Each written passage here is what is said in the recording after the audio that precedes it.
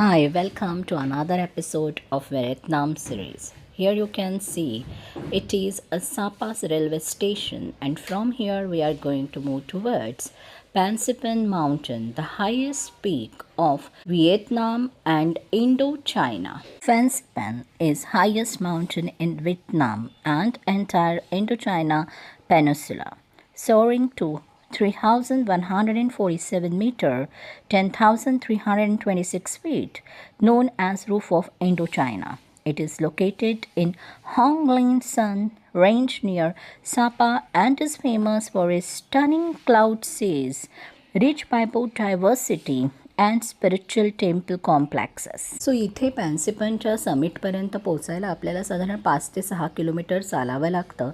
तरीही इथे आपल्याला खूप छान सोय केलेली आहे. तुम्ही पाहू शकता हे सापा रेल्वे स्टेशन किती सुंदर असं डिझाईन केलेलं आहे आणि इथूनच आपण रेल्वे पकडून सुरुवातीला एक स्टेप पुढे जाणार आहोत आणि तिथून वरती आपल्याला केबल कारने जायचं आहे. ही हायेस्ट अशी केबल कार आहे एशियामधली, जी आपल्याला बरेच 3 माउंटेन क्रॉस करवती आणि त्यानंतर फ्युनिकलद्वारा आपण समिटच्या जवळ पोहोचतो. तिथून थोडं वॉक केल्यावरती समिट हे जवळ आहे आणि हे सगळं कन्स्ट्रक्शन सन वर्ल्ड ह्या ऑस्ट्रेलियन कंपनीने इतक्या छान पद्धतीने केलेलं आहे की कितीही उंचावरती आपण गेलो तरी आपल्याला थकवा जाणवत नाही. तर इथे पहा आम्ही ट्रेनमध्ये बसलेलो आहो आणि ट्रेनमधनं दिसणारे हे विहंगम दृश्य. आपली ट्रेन पोचलेली आहे आणि इथून आपला प्रवास सुरू होतो आहे केबल कारकडे. तर इथून आम्ही चालत पुढे चाललेलो आहो. जेव्हा आम्ही केबल कारकडे चाललो आहे तर रस्त्यामध्ये खूप सुंदर असे गार्डन आहे आणि ह्या गार्डनला पास करत आपण केबल कारकडे जातो. तर हा जो चढाव आहे तो चढताना आपल्याला खूप आनंद होतो, कारण हे गार्डनचं स्ट्रक्चरच असं आहे की प्रत्येक ठिकाणी तुम्हाला ब्युटिफुल असे नेचर दिसणार आहेत, फ्लावर्स, ट्रीज आणि त्यांनी केलेले वेगवेगळे स्कल्पचर्स पाहता पाहता आपलं मन खूप विलोभनीय आनंद अनुभवतो. तर इथे मी सुद्धा हे सगळे सुंदर स्ट्रक्चर्स, फ्लावर्स आणि हे वातावरण एन्जॉय करत पुढे चाललेली आहे. जेव्हा पुढे आपण जातो तर प्रत्येक ठिकाणी एक वेगळ्या पद्धतीचं डेकोरेशन पाहायला मिळतं. फ्लावर डेकोरेशन आहे, ट्री डेकोरेशन आहे किंवा जे काही लँडस्केप डेकोरेशन आहे अप्रतिम करण्यात आलेला आहे आणि ह्या सगळ्यातून आपण पुढे चालतो. आपल्याला कळतसुद्धा नाही की कसे आपण पुढे पोचलो आहोत. तर हा सगळा चढ आहे. चढावरती त्यांनी वेगवेगळ्या प्रकारचे डेकोरेटिव्ह स्ट्रक्चर्स उभारले आहे. मी पण ह्या डेकोरेटिव्ह स्ट्रक्चर्सचा आनंद घेत घेत पुढे चाललेली आहे आणि तुम्ही पण तो आनंद घ्या. वेगवेगळ्या स्पॉटला मी वेगवेगळे असे क्लिप्स काढलेले आहे. हे पहा, इथे एका रूफच्या खाली बसले, इथे छान तुम्हाला वेगवेगळ्या रंगाचे फ्लावर्स दिसतात. हे फॅन्सीपन हे लिहिलेलं आहे आणि इथून पुढे आम्ही चाललेलो आहोत टुवर्ड्स द केबल कार. तर तुम्ही पाहू शकता दृश्य किती सुंदर आहेत. असे वॉक करत करत आम्ही पुढे चाललो होतो आणि तिथे आम्हाला दिसले की एक फोक डान्स चालू आहे आणि हा फोक डान्समध्ये आपणसुद्धा पार्टिसिपेट होऊ शकत होतो. आणि मग आमच्यातीलच काही जणींनी पार्टिसिपेट झालो आणि थोडा डान्स केला. त्यानंतर काही ते गेम्स ॲक्टिव्हिटी घेत होते, त्यातही मी पार्टिसिपेट झाले आणि एक छोटासा बांबू डान्स होता, तर त्या बांबू डान्सचा पण आनंद घेतला. अशा पद्धतीने खूप एन्जॉय करत मनात आनंद साठवत आम्ही पुढे चाललो होतो टुवर्ड्स द केबल कार. तर तुम्हाला कशी वाटते आहे ही व्हिडिओ नक्की सांगा. जर व्हिडिओ आवडत असेल तर चॅनलला सबस्क्राईब करा आणि व्हिडिओला लाईक करा.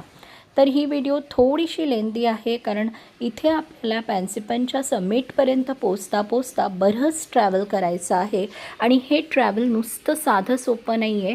तर इथे आजूबाजूला तुम्हाला खूप नैसर्गिक सौंदर्य दिसणार आहे आणि ह्या सगळ्या सौंदर्याला मनात साठवणं आणि त्याचसाठी मी हा व्हिडिओ करते की हे पुन्हा पुन्हा आपल्याला पाहता यावं. तर खूप छान असे वातावरण होते, नाही ऊन होते आणि पाऊस पण नव्हता. पावसाची आमच्यावर कृपाच होती. पाऊस असता ते इतकं सुंदर तुम्हाला हा व्हिडिओ पाहता आला नसता.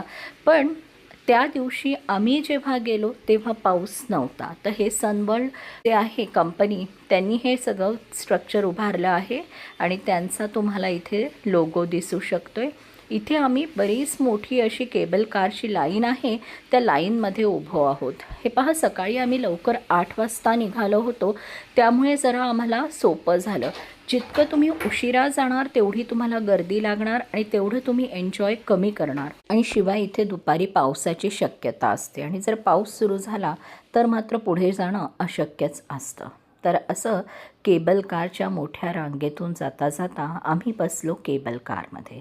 ही एशियामधली सगळ्यात हायेस्ट पीकवर असलेली केबल कार आहे आणि जी आपल्याला 3 माउंटन्स क्रॉस करणार आहे. आपल्याला विश्वास बसणार नाही, एवढ्या उंचीवर दुर्गम अशा भागामध्ये ह्या केबल कारचं कन्स्ट्रक्शन करण्यात आलेलं आहे. कन्स्ट्रक्शन किती खडतर होतं हे आपल्याला जेव्हा आपण केबल कारचा प्रवास करतो तेव्हाच कळतं.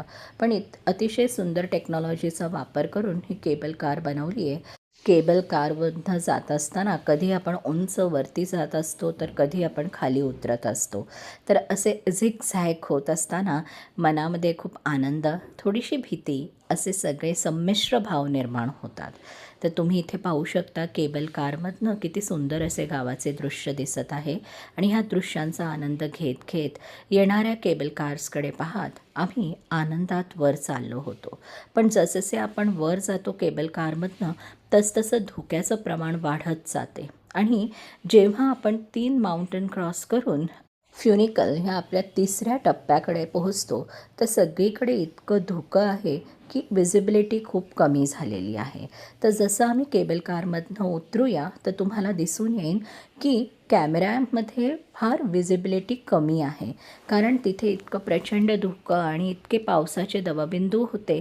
आता इथे आपण केबल कार स्टेशनच्या आतमध्ये आहोत, त्यामुळे तुम्हाला क्लिअरिटी दिसते कारण बाहेर खूप धुकं आहे, पण आपण आहोत स्टेशनच्या आत. तर तुम्ही पहा, स्टेशनच्या बाहेरची विजिबिलिटी आता नाही आहे. सतत आपल्याला चढावं लागतं, तर थोडी आपल्याला प्रॅक्टिस असली पाहिजे, तरच आपण सगळे टप्पे शिस्तीत आणि चांगल्या पद्धतीने पार करून समिटपर्यंत पोहोचू शकतो. इथे तुम्ही पाहू शकतात की केबल कार सेंटरच्या आतमध्येच एक बफे लंच आहे अरेंज केलेला. त्याचप्रमाणे सगळ्यात उंचावर असलेलं स्टारबक पण आहे, तर तुम्ही तिकडनं कॉफी पण पिऊ शकता. आता आपण केबल कार सेंटरच्या बाहेर आलेलो आहोत आणि तुम्ही दृश्य पाहू शकता किती जास्त प्रमाणामध्ये फॉग आहे आणि विजिबिलिटी किती कमी आहे.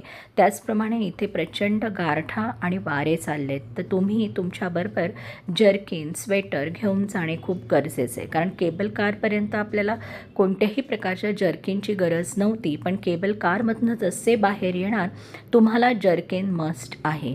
आणि इथे साधारण 12 डिग्री ते 9 डिग्री टेम्परेचर होतं, पण वारा आणि फॉगमुळे फील आपल्याला जास्त होत होतं. थंड वाऱ्यामुळे टेम्परेचर डाऊन असल्याचा आभास होतोच. तर इथे आपल्याला एक बौद्ध स्तूप पाहावयास मिळतो. त्या बौद्ध स्तूपामध्ये दर्शन घेऊन आता आम्ही चाललेलो आहोत समेटकडे. तुम्ही पाहू शकता आता समेट खूप जवळ आहे आणि इथे उंच पायऱ्या असल्यामुळे मी इथे व्हिडिओ काढला नाही आहे. आणि आपण आता पोचलेलो आहोत फ्युनिकलकडे. तर ही फ्युनिकल आपल्याला घेऊन जाणार आहे समेटकडे. तर इथे आपण 2 टप्पे पार केलेले आहे, रेल्वे आणि केबल कार. आणि ही पहा आपली फ्युनिकल आलेली आहे. ही फ्युनिकलच आपल्याला घेऊन जाणार आहे समेटपर्यंत. तर आता इथे ह्या फ्युनिकलमध्ये आम्ही बसलो आणि मी खूप लकी होते की फ्युनिकलमध्ये मला फ्रंटला सीट मिळाली होती आणि जिथून मी छान प्रकारे कशा पद्धतीने उंचावरती फ्युनिकल आपल्याला घेऊन जातो ह्याचे व्हिडिओ शूट करू शकत होते. तर हा खूप असा चढाव आहे आणि ह्या चढावावरून फ्युनिकल वर चाललेली आहे. आता इथे खूप धुकं असल्यामुळे आजूबाजूचे दृश्य दिसत नाही आहे, पण शेजारीच एक स्तूप आहे आणि त्याचप्रमाणे एक बुद्धाची मूर्ती पण आहे, पण ह्या इथे विजिबिलिटी नसल्यामुळे तुम्हाला दिसू शकत नाही. आणि असे फ्युनिकलनी वर जाता जाता आपण त्याच्या स्टेशनकडे पोहोचलो आहोत आणि स्टेशनवर उतरून काही पायऱ्या चढून आपण समिटपर्यंत जाणार आहोत. तर हा फ्युनिकलचा प्रवास अतिशय सुंदर आणि इतका अद्वितीय आहे आणि आजूबाजूला वेगवेगळे स्तूप वगैरे आपल्याला दिसतात आणि असे सगळा प्रवास करत करत आपण पोहोचलो आहोत स्टेशनकडे. आणि ह्या स्टेशनकडनं वर जात असताना पायऱ्या खूप सरळ असल्यामुळे मी काही व्हिडिओ शूट केला नाही. डायरेक्ट समीपचा हे फोटोज आहेत जे तुम्ही पाहू शकता की इथे मी टॉप ऑफ इंडो चायना पोचले आहे, फॅन्सी पामच्या टॉपला पोचले आहे. आणि आम्ही खूप लकी होतो की इथे एक सेरेमनी आहे. आधीचा फ्लॅग असतो त्याला डिहोस्ट करून पुन्हा फ्लॅग होस्टिंग केलं जातं. तर हा सेरेमनीचा आम्ही पार्ट होऊ शकलो कारण आम्ही त्याच वेळेला पोचलो होतो. तर हे आपल्या नशिबावर असतं की कोणत्या वेळेला आपण पोचतो. पण फॉर्च्युनेटली वी वर लकी. तर इथे तुम्ही पाहू शकतात की हा व्हिएतनामचा फ्लॅग आहे जो खाली उतरवला जातो आहे आणि थोड्याच वेळामध्ये नवीन फ्लॅगचं होस्टिंग केलं जातं. तर हा पूर्ण सेरेमनी होईपर्यंत आम्ही वरती समिटवरती होतो आणि ह्या सेरेमनीचा आनंद उठवत होतो. तर काही आमच्या मेमरीसाठी आम्ही इथे फोटोज काढून घेतले आणि आता इथे तुम्ही पाहू शकतात की त्यांची फ्लॅग होस्टिंग सेरेमनी स्टार्ट झालेली आहे आणि व्हिएतनामचा फ्लॅग होस्ट होत आहे. हा इंडो चायनाचा टॉप आहे. साधारण 5 ते 7 किलोमीटर आपल्याला चढ चढावा लागतो आणि तेवढाच चढ आपल्याला उतरायचा आहे. तर आपल्या मनाची तयारी करून आणि एवढं सगळं करूनसुद्धा जर आपल्याला नेचरनी साथ दिली नाही आणि पाऊस आणि वारा असेल तर ही ट्रिप आपल्याला अशक्य असते. पण आम्ही तेवढे लकी होतो की त्या दिवशी पाऊस नव्हता आणि त्यामुळे आम्ही थेट समिटपर्यंत जाऊ शकलो. तर आता समिटवरनं मी निघालेली आहे माझ्या परतीच्या प्रवासाकडे. पुन्हा आपल्याला फ्युनिकलमध्ये बसायचं आहे. फ्युनिकलमधनं आपण खाली येऊ. त्यानंतर पुन्हा खाली जाऊन आपल्याला केबल कारमध्ये बसायचं आहे. पण लास्टली आम्ही ट्रेननी खाली आलो नाही, तर केबल कारनंतर आम्ही गेलो होतो आमच्या दुसऱ्या साईट सीइंगकडे, दॅट इज द आस ब्रिज. थँक्यू.